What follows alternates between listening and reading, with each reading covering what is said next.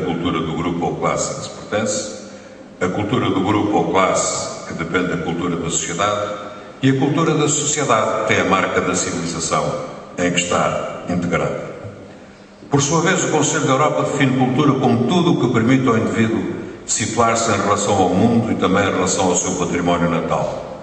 Tudo o que contribui para que o homem compreenda melhor a sua situação, tendo em vista transformá-la. Foi nesse sentido que Bento de Jesus Caraça falou de cultura integral do indivíduo, num ensaio notável que permanece atual e devia ser dado em todas as escolas. Foi igualmente nesse sentido que André Malraux disse que a cultura não é um ornamento, mas uma árdua conquista do homem para construir em face do mundo real um mundo que não pertence senão ao homem. Seria errado ver a cultura como uma assimilação passiva e acrítica do que nos é transmitido. O homem é ele próprio e a sua circunstância, mas como escreveu um clássico, modificando a circunstância, modifica-se a si mesmo. O que já Camões tinha dito de outro modo, mudam-se os tempos, mudam-se as vontades. Se a cultura não é um ornamento nem um luxo, também não é uma atitude passiva. Cultura é criação e ação. A assunção criadora do adquirido, escreveu Eduardo Lourenço. Por isso, António Sérgio, o grande mestre António Sérgio, falava da necessidade de uma reforma de mentalidade como condição prévia de reformas estruturais de que o país necessitava e continua a necessitar. E Fernando Pessoa não se cansava de denunciar o provincianismo mental português como o maior e mais persistente dos nossos males. Infelizmente, há aqui um parênteses, vimos recentemente mais uma manifestação desse provincianismo mental a propósito de um livro recentemente publicado por José Saramago. Discute-se tudo menos o que se devia discutir, que é o livro e o que está dentro do livro. Este é um problema que tem a ver com a liberdade de pensamento, com a liberdade de expressão, com a liberdade de opinião e com a liberdade de criação.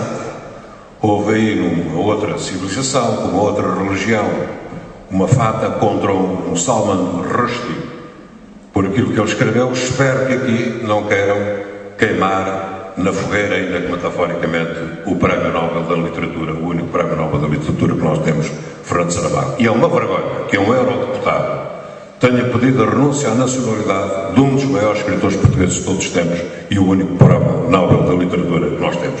É uma vergonha para Portugal e uma vergonha para todos nós e uma vergonha para quem assume aquelas funções.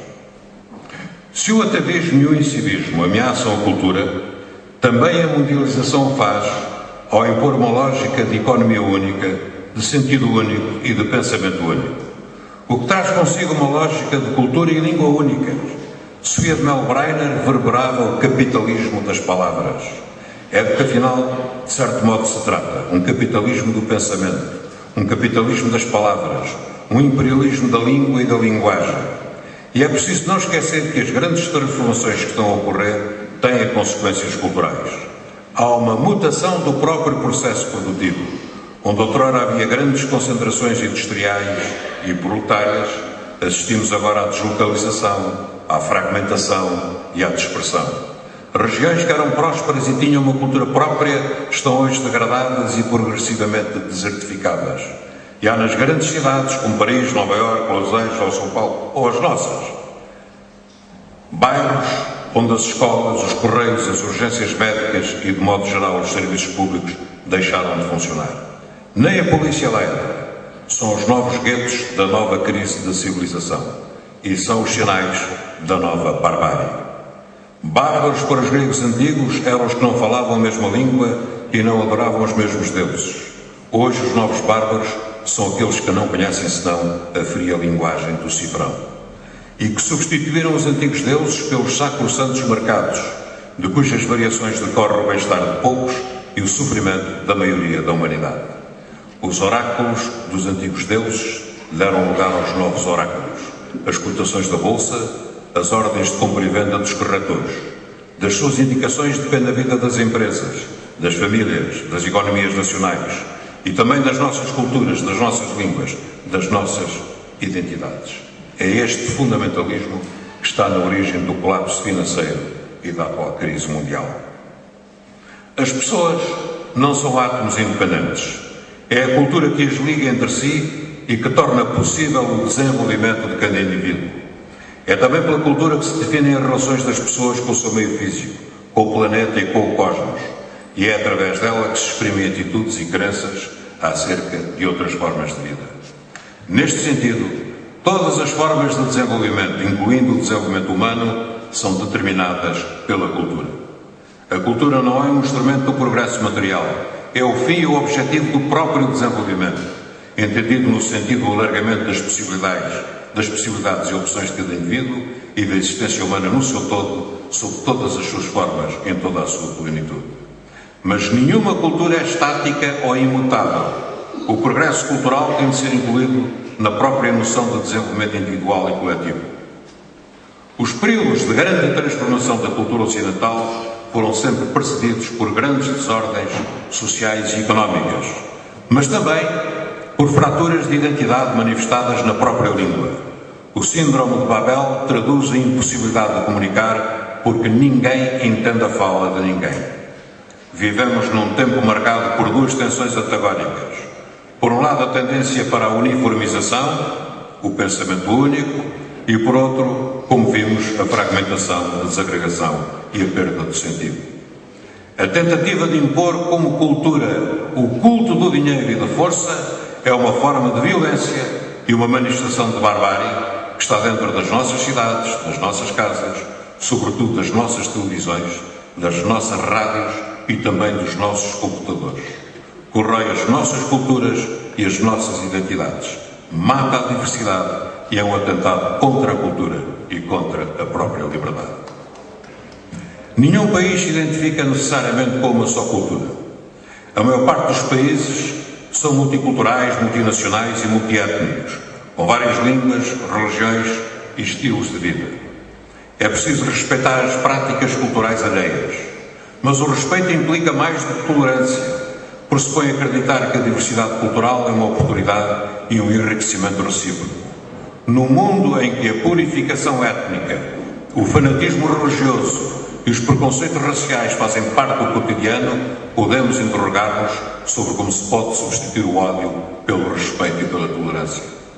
O respeito não se impõe à força, mas pode fazer-se da liberdade cultural um dos pilares do Estado.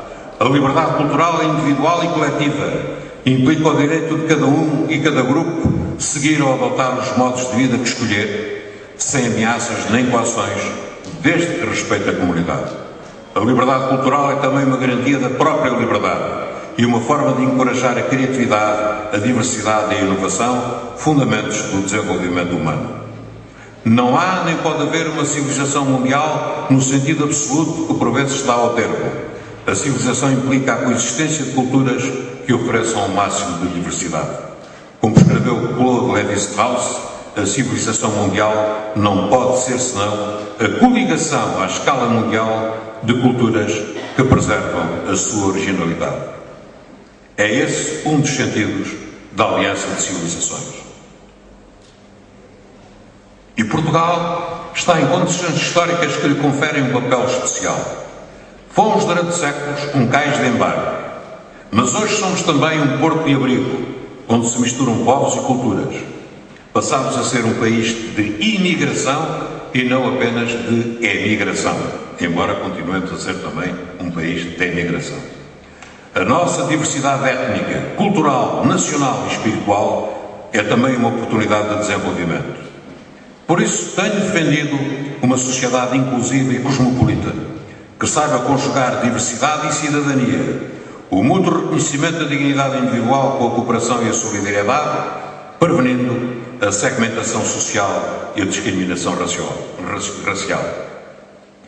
A cultura representa hoje, no quadro europeu, uma percentagem muito relevante do produto interno bruto. As chamadas indústrias culturais emergem como setores fundamentais para a economia, para a inovação e para a afirmação da Europa no mundo. Um estudo da União Europeia mostra que a cultura contribui mais para a economia dos 25 do que os automóveis. Isto é um facto que muita gente ignora. Também por isso ela deve passar a ser uma prioridade. Cita-se o exemplo do Museu do Ganado